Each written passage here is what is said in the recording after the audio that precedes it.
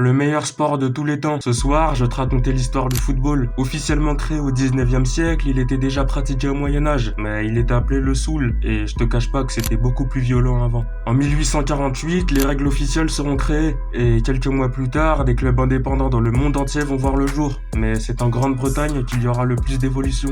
Après, je veux pas t'expliquer comment on joue. Je pense que t'as déjà regardé un match à la télé, ou même déjà joué au foot. En 1928, la Coupe du Monde va être créée, mais c'est en 1930 que les joueurs du monde entier vont s'affronter. Et depuis le début, l'Allemagne, l'Italie et surtout le Brésil ont montré que leur pays était très fort dans ce domaine. En 1956, le légendaire Ballon d'Or va être créé. Et depuis le départ, on en a vu des légendes. Que ce soit Van Basten, Georges Weah, Rivaldo et plein d'autres. Pour finir, c'est en 1955 que la LDC va être créée. Pas besoin de te dire que le football européen, c'est le meilleur. On a la Première Ligue, la Liga, la Serie A, la Ligue 1, etc.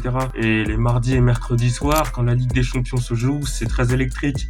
Mais c'est ça la magie du football. Maintenant, la FIFA a même créé une Coupe du Monde des clubs. Après, on va voir ce que ça va donner. Mais bon, là, c'est expéditif. C'est vraiment les grandes lignes de l'histoire du football. Mais si t'as tes questions, n'hésite pas à me les poser en commentaire. Et abonne-toi.